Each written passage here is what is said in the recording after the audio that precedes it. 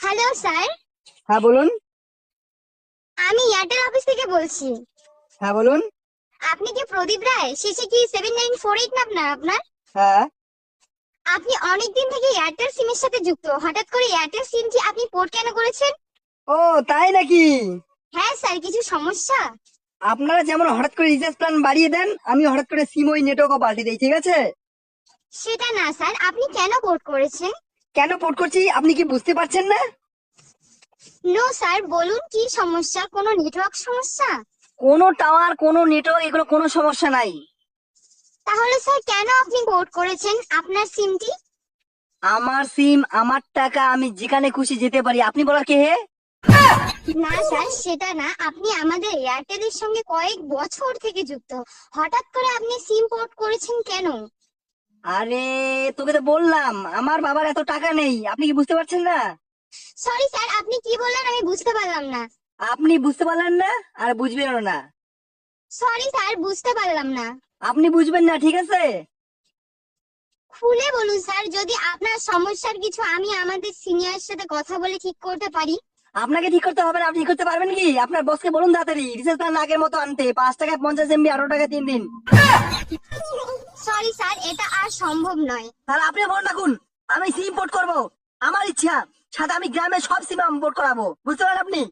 Sorry sir. কিসে sorry?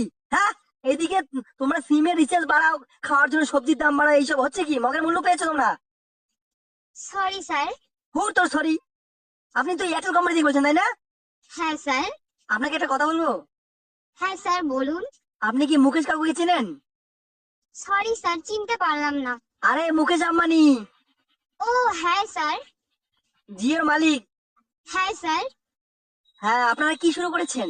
কেউ batter বিয়ের জন্য রিচার্জের দাম বাড়িয়ে দেয়, কেউ টাকা তুলবে সেই রিচার্জের দাম বাড়িয়ে দেয় না, আবার কেউ ফোন করে আপনি বলেন যে কেন রিপোর্ট করছেন। সরি স্যার, আর অন্য কোনো বিষয় হেল্প করতে পারি আপনাকে? আমাকে হেল্প করতে হবে না, বুঝলি? ঠিক আছে, তুই তোর মালিককে বলে দিস এই মাসের মধ্যে যদি রিচার্জ না কমায়, আমি গ্রামে সব সিম পোর্ট করে দেবো, বিএসএনএল অ্যাড করে দেবো। না স্যার, এটা করবেন না। হুর, তুই কি আমার ঘরের মাইয়া রে? তুই বারবার সরি কইস। আমার সিম আমি যেখানে খুশি পোর্ট করবো। হ্যালো। আচ্ছা স্যার। কি যে স্যারে বারবার? আমি তোর কি স্কুলে শিক্ষক নাকি? তোর প্রাইভেট মাস্টার নাকি আমাকে সরি বলিস বারবার স্যার খালি? হ্যালো। হ্যাঁ স্যার, বলুন। আবার স্যার? চুপচাপ করে তোর বসকে, তোর বস এয়ারটেল সিমের মালিককে বলে দিবি, ঠিক আছে? তাহলে রিচার্জ প্ল্যান কমাতে।